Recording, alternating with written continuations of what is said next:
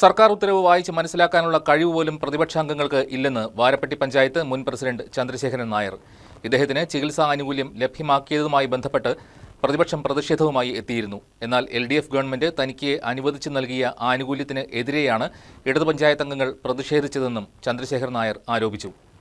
MVIP canal നന്നാക്കാൻ പണമില്ല. അതേസമയം മുൻ പഞ്ചായത്ത് പ്രസിഡന്റിന് ചികിത്സാ സഹായത്തിന് ലക്ഷങ്ങൾ എന്നാരോപിച്ച് ചൊവ്വാഴ്ച പ്രതിപക്ഷ പ്രതിനിധികളും കേരള കർഷക സംഘവും വാരപ്പെട്ടി പഞ്ചായത്ത് കാര്യാലയത്തിനു മുന്നിൽ പ്രതിഷേധവുമായി എത്തിയിരുന്നു. ഇതിനുള്ള മറുപടിയാണ് മുൻ പഞ്ചായത്ത് പ്രസിഡന്റായ ചന്ദ്രശേഖരൻ നായർ നൽകുന്നത്. തനിക്ക് ചികിത്സാധന സഹായം നൽകുക എന്നത് പഞ്ചായത്തും പല ഉന്നത അധികാര സമിതികളും കേരള സർക്കാരും ഒരുപോലെ അംഗീകരിച്ചതാണ്. അപേക്ഷിച്ച് 1.5 വർഷത്തിലേറെ എടുത്തു ഉത്തരവ് ലഭിക്കാൻ. തുടർച്ചയായി വന്ന UDF ഭരണസമിതി സെക്രട്ടറിയുടെ അംഗീകാരത്തോടെ തനിക്ക് ആനുകൂല്യം നൽകുകയും ചെയ്തു. മാത്രവുമല്ല, LDF നേതൃത്വം നൽകുന്ന സർക്കാർ തനിക്ക് ആനുകൂല്യം അനുവദിച്ചു നൽകിയതിനെതിരെ ഇടതംഗങ്ങൾ പ്രതിഷേധിക്കുന്നതിലെ യുക്തിരാഹിത്യം തനിക്ക് മനസ്സിലായിട്ടില്ലെന്നും അദ്ദേഹം വ്യക്തമാക്കുന്നു.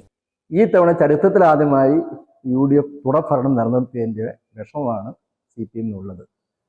അത് നമുക്ക് പഞ്ചായത്ത് പ്രസിഡന്റായിരുന്ന എനിക്ക് റീഇംബേഴ്സ്മെന്റ് സർക്കാർ ഉത്തരവിലൂടെ അനുവദിച്ചു തന്നു. ചികിത്സ റീഇംബേഴ്സ്മെന്റ് അനുവദിച്ചു തന്നപ്പോൾ എല്ലാ നിയമവശങ്ങളും പരിശോധിച്ച് സർക്കാരും എല്ലാം പരിശോധിച്ച് ഗവർണർ ഒപ്പിട്ട് സർക്കാർ ഉത്തരവിറങ്ങി. ആ ഉത്തരവിൻ്റെ വെളിച്ചത്തിൽ നിയമാനുസൃതമുള്ള റീഇംബേഴ്സ്മെൻ്റാണ് പഞ്ചായത്ത് അനുവദിച്ചു തന്നത്.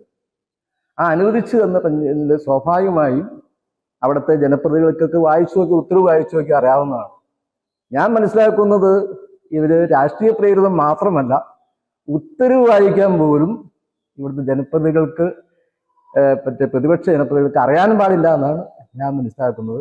കിഡ്നി സ്റ്റോൺ ചികിത്സയ്ക്കായാണ് തനിക്ക് ആനുകൂല്യം ലഭിച്ചത്. സർക്കാർ, അർദ്ധ സർക്കാർ ജീവനക്കാർക്കും ഇത്തരത്തിൽ ആനുകൂല്യം ലഭിക്കുന്നുണ്ട്. ഈ അവസരത്തിൽ തന്നോടുള്ള പ്രതിഷേധം തികച്ചും രാഷ്ട്രീയ പ്രേരിതമാണെന്നാണ് അദ്ദേഹം പറയുന്നത്. News desk KCV news.